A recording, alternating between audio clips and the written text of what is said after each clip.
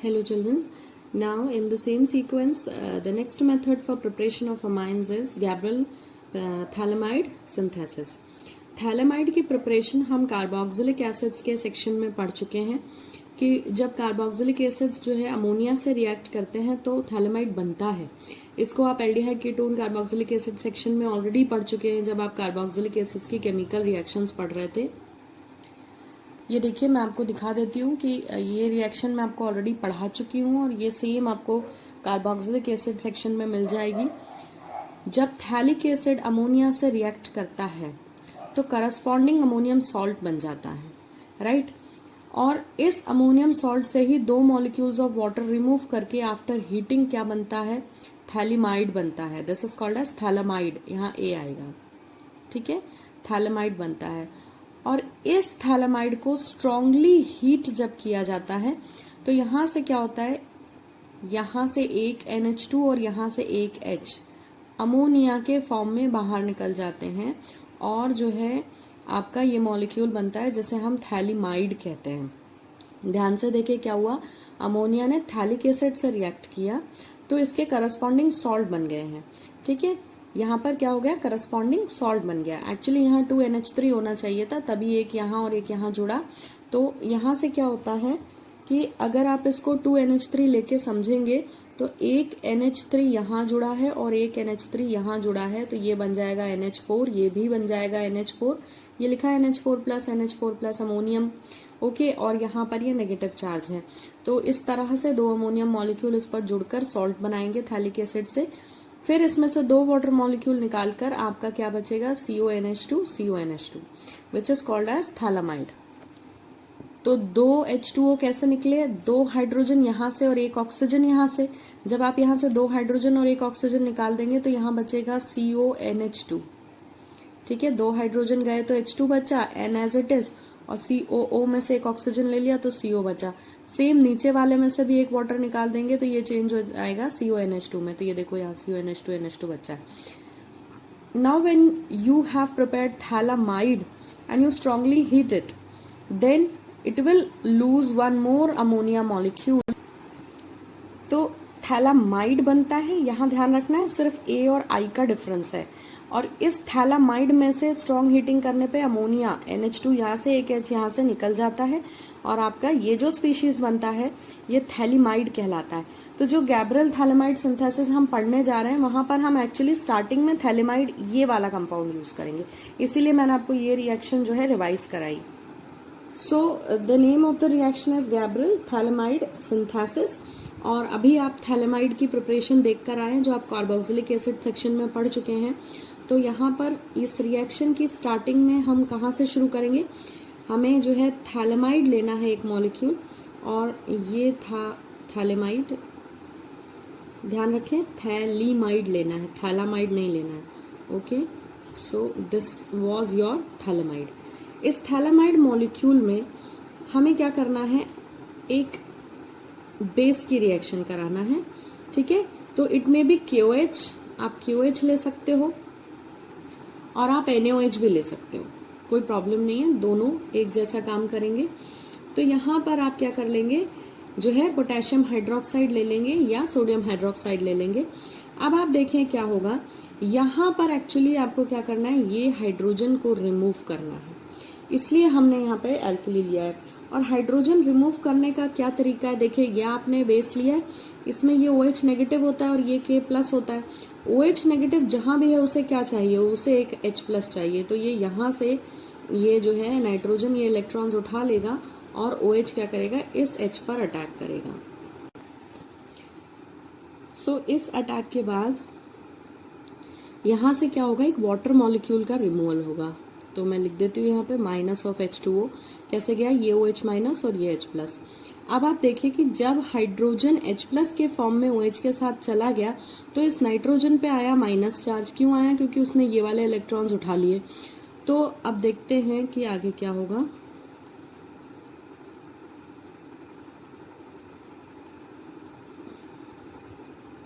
As I said कि इस nitrogen पे माइनस चार्ज है, माइनस हमेशा किसे अट्रैक्ट करता है, प्लस को अट्रैक्ट करता है। तो ये N माइनस किसे अट्रैक्ट कर लेगा, K प्लस को। तो तो यहाँ पर जो है हमने क्या किया है, इस हाइड्रोजन को रिमूव करने के लिए ये रिएक्शन कराई। ठीक है, तो यहाँ जो ये करस्पॉन्डिंग सॉल्ट बन गया है ये एज अ न्यूक्लियोफाइल वर्क करेगा। ठीक है, और न्यूक्लियोफाइल वर्क करेगा तो फिर इसकी जो आगे रिएक्शन कराएंगे वो हम नेक्स्ट मॉलिक्यूल ले लेंगे अल्काइल हैलाइड का RX। ठीक है, यहाँ पर ध्यान रखिए कि R जो है इसेंशियली एलिफेटिक होगा, एरोमेटिक नहीं होगा। ठीक है, इसका रीजन मैं आपको रिएक्शन के लास्ट में बताऊंगी, जब रिएक्शन खत्म हो जाएगी तब। तो ये RX का मतलब है R इज एसेंशियली एलिफेटिक। अब आपको मालूम है कि इस हेलो एल्केन मॉलिक्यूल में X नेगेटिव है और ये पॉजिटिव है। तो X क्या होता है, एक बहुत अच्छा लीविंग ग्रुप होता है। Halogens are always good leaving groups. क्यों? क्योंकि वो जो है इलेक्ट्रोनेगेटिव होते हैं इस अल्काइल ग्रुप के कार्बन से। सो वो क्या करते हैं, इस इलेक्ट्रॉन पेयर को अपनी तरफ सरकाते हैं, जिसके कारण उन पे पार्शियल नेगेटिव आता है और कार्बन पे पार्शियल पॉजिटिव आ जाता है। तो अब जब ये नेगेटिव पॉजिटिव फिर से डेवलप होगा तो यहाँ पर देखिए फिर क्या होगा कि जो आपका सॉल्ट है इसमें से N- किससे जुड़ने के लिए आएगा, अल्काइल ग्रुप से। और जैसे ही ये यहाँ जुड़ने आएगा ये हैलोजन अपने इलेक्ट्रॉन लेकर जाने की कोशिश करेगा और अपने साथ ले जाएगा किसे, K+ को। ठीक है, तो अब मैं फिर से बता देती हूँ क्या हुआ। N- ने अल्काइल ग्रुप से अटैच करने की कोशिश की, जिसके कारण हैलोजन अपने इलेक्ट्रॉन्स निकाल ले जाएगा और जाएगा किसके पास, पॉजिटिव स्पीशीज के पास। तो देखिए स्टेप में क्या प्रोडक्ट बनेगा। आई होप जो मैंने आपको 3 बातें बताई कि क्या क्या किधर मूव कर रहा है उससे आपको क्लियर हो गया है कि यहाँ पर क्या बनने वाला है। तो देखिए N तो वैसा का वैसा है और इसने नेगेटिव चार्ज होने के कारण R को अपने पास बुला लिया क्योंकि वो पॉजिटिव है, तो ये स्पीशीज बन जाएगी। और साथ में K+ X के साथ बाहर हो गया, ये देखिए KX बन गया। ठीक है, तो ये क्या बना, N अल्काइल थैलिमाइड बना। ठीक है, अब हम जो है अपने प्रोडक्ट देखो यहाँ NR आने लगा है, यानी अब हम जो है अमाइन बनाने की तरफ बढ़ने लग गए। अब यहाँ क्या होगा, आपने पहला मॉलिक्यूल ऑफ KOH यहाँ डाला था, दूसरा मॉलिक्यूल ऑफ KOH आप इस स्टेप पे डालेंगे। जब हम यहाँ पे दूसरा मॉलिक्यूल ऑफ KOH डालेंगे तो यहाँ ध्यान रखें, अगर आपने यहाँ NaOH लिया तो यहाँ भी NaOH ले लें, यहाँ KOH लिया तो यहाँ भी KOH लें। कोई भी अल्कली ले सकते हैं, दोनों में से कोई प्रॉब्लम नहीं है। ठीक है, अब हमने यहाँ KOH लिया। अब इस KOH का फंक्शन क्या होगा, हमें बहुत अच्छे से मालूम है कि ये जो KOH है वो एज अ न्यूक्लियोफाइल वर्क कर रहा है। यहाँ ये बेस की तरह वर्क नहीं कर रहा। यहाँ मैंने आपको इंट्रोडक्शन में बोला था कि हम बेस ले रहे हैं क्योंकि एक्चुअली NaOH और KOH को हम एज अ स्ट्रॉन्ग बेस जानते हैं, बट वो यहाँ स्ट्रॉन्ग बेस का काम नहीं कर रहे हैं। आप नोट करें कि they are actually working as a nucleophile in this reaction and not as a base. ठीक है, तो अब यहाँ पर फिर से हमें मालूम है कि यहाँ नेगेटिव और यहाँ पॉजिटिव चार्ज है। ठीक है, apart from this negative and positive यहाँ पर सिचुएशन क्या है कि इस कार्बन पर देखो, यहाँ इस कार्बन पे जो है ऑक्सीजन जुड़ा हुआ है डबल बॉन्ड से और वो कार्बन से ज्यादा इलेक्ट्रोनेगेटिव होता है। ठीक है, तो इस कंपाउंड में हमेशा इन दोनों कार्बन पे इलेक्ट्रॉन्स की कमी बनी रहेगी। क्यों? क्योंकि ऑक्सीजन ज्यादा इलेक्ट्रोनेगेटिव है, वो इन इलेक्ट्रॉन्स को खींचता रहेगा अपनी तरफ, तो कार्बन पे प्लस चार्ज बना रहेगा। तो इस कार्बन के प्लस की कमी को पूरा करने के लिए ये OH- इस कार्बन पर अटैक करेगा। ठीक है, और इस अटैक के कारण क्या होगा कि इस ऑक्सीजन ने जो अपने इलेक्ट्रॉन्स उठा लिए थे वो क्या करेगा, इन इलेक्ट्रॉन्स के हटने के कारण ये वाला जो बॉन्ड है वो टूट जाएगा और ये वाले इलेक्ट्रॉन्स नाइट्रोजन पर उठ जाएंगे या नाइट्रोजन इन्हें उठा लेगा। तो आप देखें पहली चीज क्या हुई, कार्बन डबल बॉन्ड ऑक्सीजन के इलेक्ट्रॉन्स, ये जो पाई बॉन्ड है ये ऑक्सीजन पे शिफ्ट हुआ जिससे कार्बन पे प्लस चार्ज आया और प्लस चार्ज आते से ही KOH से नेगेटिव वाले पार्ट ने कार्बन पर अटैक किया और वो कार्बन पर जुड़ने की आने की कोशिश करने लगा और जैसे ही ऐसा हुआ नाइट्रोजन ने ये वाला बॉन्ड तोड़ लिया। ठीक है, अब आपको यहाँ पर ये तीसरी चीज हुई है, तीन चीजें हुई हैं, इसलिए मैंने नंबर लिख दिया कि क्या किसके बाद हुआ। अब आप देखिए कि क्या बना, तो रिंग पर तो कोई असर नहीं है, वो एज इट इज है। यहाँ पर है C डबल बॉन्ड O। अब आप देखिए ये वाला बॉन्ड जो है, ये बॉन्ड आप तोड़ चुके हैं। हमने कहा नाइट्रोजन ने बॉन्ड तोड़ के इलेक्ट्रॉन्स उठा लिए हैं, तो यहाँ पे क्या बन जाएगा NR और नाइट्रोजन पे है माइनस साइन, क्योंकि नाइट्रोजन ने ये वाले इलेक्ट्रॉन्स को ले लिया है। अब नीचे क्या हुआ ध्यान दें, यहाँ पर ऑक्सीजन ने पाई बॉन्ड उठा लिया था, लेकिन जैसे ही ये बॉन्ड टूट के नाइट्रोजन अलग हुआ इस नीचे वाले कार्बन से, वैसे ही ऑक्सीजन ने कर दी बैक बॉन्डिंग। ठीक है, बैक बॉन्डिंग करी तो यहाँ पर ये बॉन्ड तो वैसा का वैसा हुआ बैक बॉन्डिंग के कारण, और साथ में इसके क्या हुआ कि यहाँ पर जो OH अटैक कर रहा था कार्बन पे वो यहाँ आके जुड़ गया। अब ध्यान से देखिए कि जो काम यहाँ हुआ है ऐसा ही सेम काम यहाँ भी होगा। ठीक है, यहाँ भी वही चीज होगी। अब देखिए इस मॉलिक्यूल में क्या होता है, यहाँ पे ये जो बॉन्ड है इसमें ऑक्सीजन हाइड्रोजन से ज्यादा इलेक्ट्रोनेगेटिव है, तो इस कारण से हाइड्रोजन आसानी से जा सकता है यहाँ से। तो यहाँ पर क्या होगा, प्रोटॉन ट्रांसफर होगा, प्रोटॉन ट्रांसफर होगा और ये H जो है किसकी तरफ खींचेगा, नाइट्रोजन की तरफ, in the form of a proton. तो इस मॉलिक्यूल पे नोट करें आप कि ये आप मैकेनिज्म जो पढ़ रहे हैं इसमें यहाँ पर प्रोटॉन ट्रांसफर होगा, और प्रोटॉन ट्रांसफर होने के कारण ये स्पीशीज बदल जाएगी कुछ ऐसे। यहाँ पर देखें आप C double bond O as it is है, N पर कौन चला गया, H चला गया। ठीक है, और R ऑलरेडी था। और अब नीचे वाले मॉलिक्यूल में देखो क्या हो रहा है, ये O माइनस। ठीक है, H प्लस कहाँ चला गया, N के पास।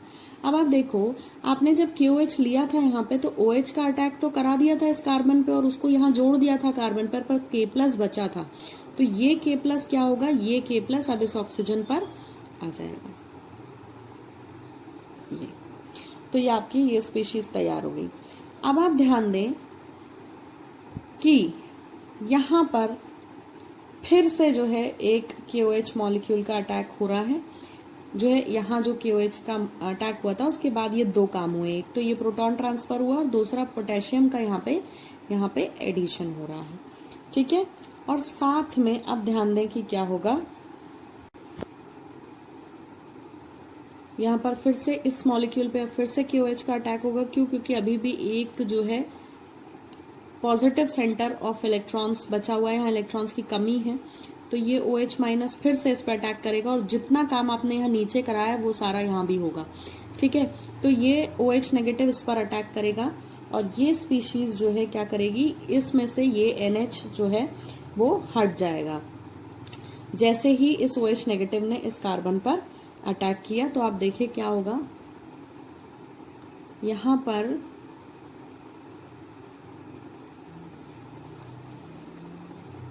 इस C डबल बॉन्ड O, जितना एक्सप्लेनेशन मैंने आपको यहाँ दिया था 1 2 3 और ये चौथी बात बताई थी कि ऑक्सीजन बैक बॉन्डिंग कर लेगा, ये चारों चीजें यहाँ पर फिर से होंगी जो आपने यहाँ एक्सप्लेन कर, मतलब मैंने एक्सप्लेन की थी, आपने समझी थी, वही सारी बातें यहाँ होंगी कि OH ने जैसे ही कार्बन पर अटैक किया, ये पहली बात हुई। दूसरी बात है, जैसे ही अटैक हुआ ऑक्सीजन अपने इलेक्ट्रॉन उठा लेगा, यहाँ पर आकर OH जुड़ जाएगा। ठीक है, यहाँ पर आकर OH जुड़ जाएगा और ये वाला बॉन्ड चलता बनेगा नाइट्रोजन के साथ। तो नाइट्रोजन ने जैसे ही बॉन्ड हटाया, ये NHR अलग हो गया और नाइट्रोजन पे नेगेटिव साइन है, ये ध्यान रखें। और यहाँ पर जैसे ही नाइट्रोजन अलग हुआ ऑक्सीजन से वापस बैक बॉन्डिंग हो जाएगी। तो यही चारों चीजें यहाँ पर ऊपर भी हुई हैं और नीचे तो आपका प्रोडक्ट बनने की तरफ चालू हो चुका था। अब आप ध्यान दें कि यहाँ पर फिर से यहाँ माइनस साइन है नाइट्रोजन पे और यहाँ पे हाइड्रोजन जो है वो प्रोटॉन के फॉर्म में जा सकता है। तो यहाँ पर पहला प्रोटॉन ट्रांसफर हुआ था और इस स्पीशीज में यहाँ पे दूसरा प्रोटॉन ट्रांसफर होगा और ये हाइड्रोजन कौन खींच के ले जाएगा, नाइट्रोजन। ठीक है, और जैसे ही ये हाइड्रोजन नाइट्रोजन की तरफ जाएगा, आप देखिए आपने KOH डाला था, अभी आपके पास OH तो आपने लाके यहाँ जोड़ दिया था, बट K प्लस पड़ा हुआ है, वो K प्लस इस हाइड्रोजन की जगह ले लेगा और आपके प्रोडक्ट देखिए क्या बन जाएंगे। अब आपने फाइनल प्रोडक्ट बना लिया है। H जा चुका है ऑक्सीजन को छोड़ के, इसके साथ H जा चुका है, तो यहाँ क्या बन गया है, RNH2। RNH तो था ही 2, दूसरा हाइड्रोजन यहाँ से मिला, तो ये बना आपके 1 डिग्री अमाइन। साथ में यहाँ पे मैंने कहा कि K प्लस बचा हुआ है तो वो यहाँ जगह ले लेगा H की, और C double bond O K plus. तो ये आपका प्रोडक्ट हो गया है। अगर आपने NaOH लिया होता तो यहाँ Na प्लस आता, बाकी और कोई अंतर इस रिएक्शन में आपको देखने को नहीं मिलता न। अगर अब आपको ध्यान है तो मैंने रिएक्शन शुरू करते समय आपसे कहा था कि यहाँ पे जो ये R है ये एसेंशियली आप हेलो एल्केन लेंगे, या मैं ऐसा बोल दूं कि ये आप एल्काइल हैलाइड ही लेंगे, एराइल हैलाइड नहीं ले सकते। क्यों नहीं ले सकते उसको ध्यान से देखें, क्योंकि halo alkane hello arene chapter अगर आपने जो है बहुत ध्यान से पढ़ा तो वहां पे आपने नोट किया होगा कि मैंने आपको पढ़ाया था कि जो एराइल हैलाइड यानी हेलो एरीन्स होते हैं वो न्यूक्लियोफिलिक रिएक्शन नहीं देते हैं। न्यूक्लियोफिलिक सब्स्टिट्यूशन रिएक्शन है ये, है ना। ये न्यूक्लियोफाइल का काम कर रहा है, KOH मैंने आपको बताया था, यहाँ बेस का काम नहीं कर रहा है, यहाँ न्यूक्लियोफाइल का काम कर रहा है, मैं ऑलरेडी बता चुकी हूँ। और आपको बहुत अच्छे से पता है कि aryl halides nucleophilic substitution reactions नहीं देते हैं।